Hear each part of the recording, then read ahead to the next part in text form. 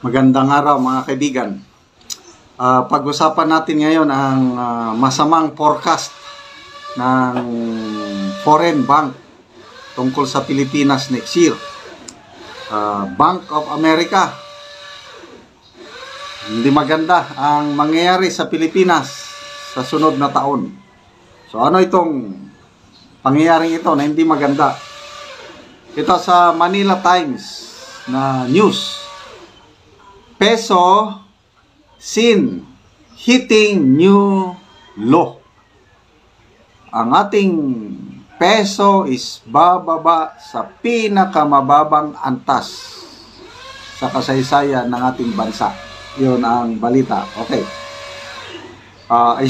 Basahin ko a strong US economy and potential policy shifts under the Trump administration could drive the peso to a new record low next year, a Bank of America official said. So, sa ngayon is mga 58 nata ang 58 ang peso. Mga last month naging 59 plus. Ang prediction by January mag 60 or 61.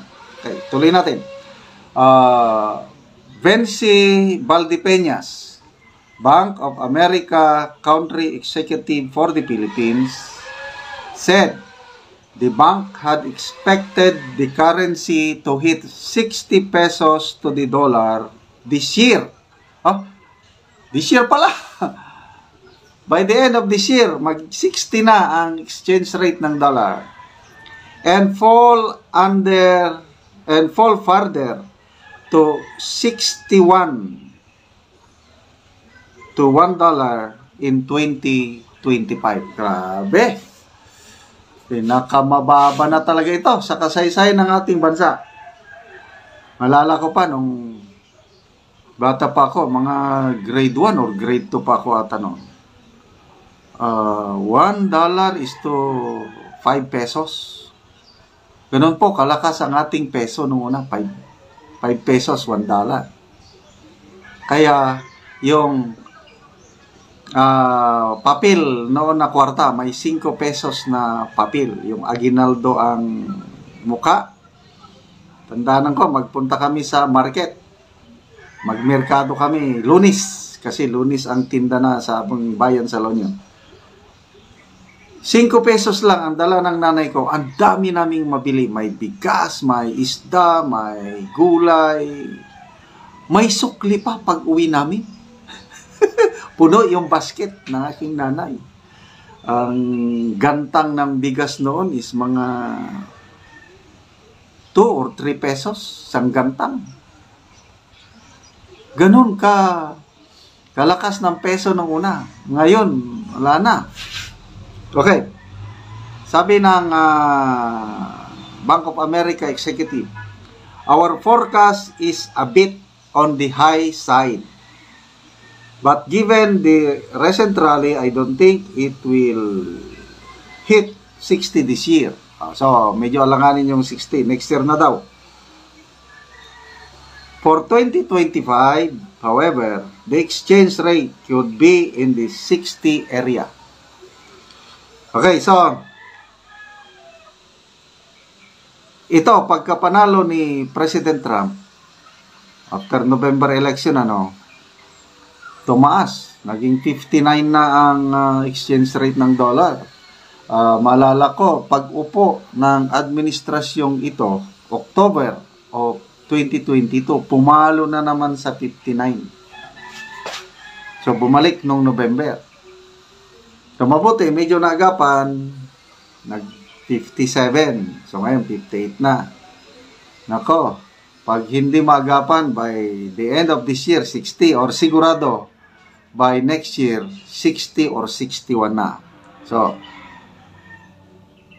ano ang epekto sa atin pag bumababa ang value ng peso? Yung inflation, tataas ang presyo ng bilihin. Yan ang number 1 epekto ng pag-depreciate ng peso natin. yung mga OFWs natin na nagpapadala, medyo maligaya ng kaunti dahil tataas yung value ng sweldo nila. But, gagastusin pa rin nila ang pera dito, yung mga mahal nila sa buhay. Kaya, apektado pa rin. And then, mga negosyante, maapektuhan yan dahil yung nag-i-import ng mga raw materials, tataas ang babayaran nila. So, ganun din yung bigas. Kasi nag-i-import tayo ng bigas. Nako, tataas din ang presyo ng bigas. Ang daming apektado every time na ang peso is nadidevalue o humihina. So, anong dapat gawin? Ito ang malaking problema ng administrasyon ito. So, yan na. Madilim. Ngit-ngit pa sa Alkitran. Madilim pa sa Alkitran ang forecast, ang mangyari sa bansa natin 2025 dahil sa mga bagay-bagay nito. Maalala ko tuloy yung PhilHealth. Zero budget o zero subsidy. Ano na lang ang mangyayari sa mga nasa laylayan? Ang ating mga congressman at senador na nagtanggal, naka-program naman yung 74 billion pesos na subsidy sana ng PhilHealth, biglang tinanggal. Bakit nila tinanggal? I don't know. Saan nila inilipat yung 74 billion? Leksyon. Gusto nilang turuan ng leksyon ang mga PhilHealth officials. Lileksyonan mo yung mga PhilHealth officials, tapos papahirapin mo ang taong bayan. Ano ba yan? Okay, ito. Mabuti na lang at mayroong Senator Pimentel na lumalaban. Talagang hindi daw maganda. So, pakinggan natin itong balita ito. Nagre-reklamo si Senator Pimentel. I hope na magsampa ulit sila ng petition o kaso sa Supreme Court. Balitang pambansa, pinakita si Senate Minority Leader Coco Pimentel ang hindi pagbibigay ng subsidy sa PhilHealth. Base sa inaprobahang 2025 budget ng BICAM, hindi ibinigay sa state insurer ang hinihingi nilang 74 billion pesos na pondo sa susunod na taon. Pero ang gate ni Pimentel, hindi dapat sana zinero ang subsidy ng PhilHealth dahil obligasyon ito sa ilalim ng sin tax law. Una nang sinabi ng mga senador na may 600 billion pesos na reserve fund pa ang ahensya.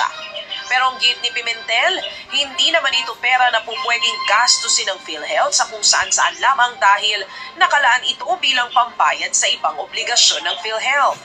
Mali raw ang desisyon ng Kongreso na huwag dagdagan ng pondo ang ahensya, lalo't nagdagdag sila ng mga benepisyo kaya mas lumaki ang kanilang gastusin.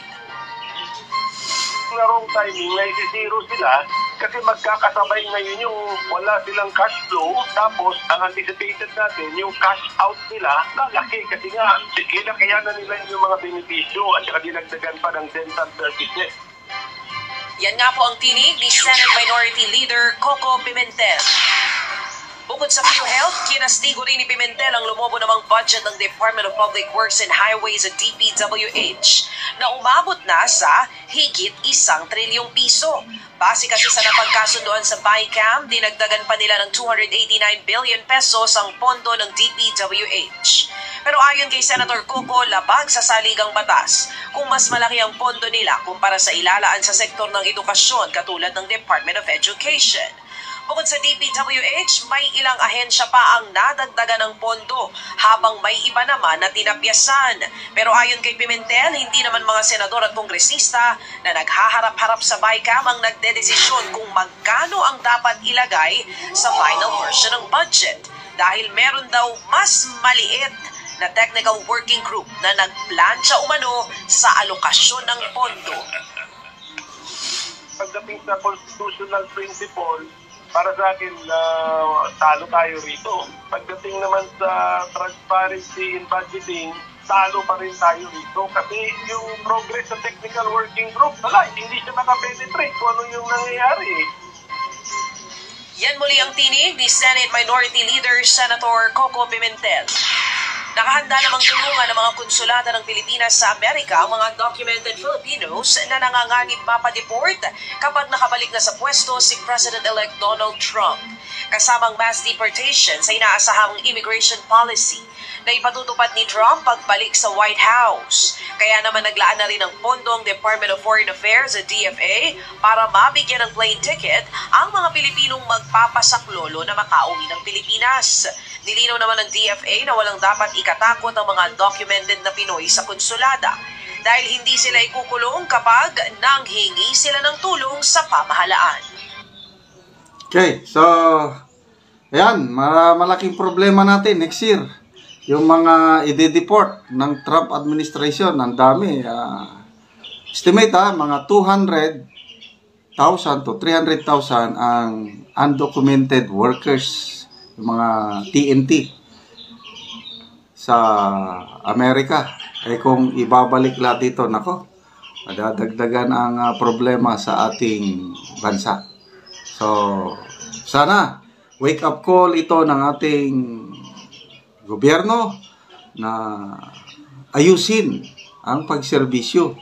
Hindi yung puros ayuda na lang, hindi yung puros lobo-lobong budget ng DPWH na flood control projects. Mamaya na overwhelm na naman, ang dami pong problema na dapat asikasuhin kaysa kung ano-ano pa dyan. So, good luck sa ating bansa para sa 2025.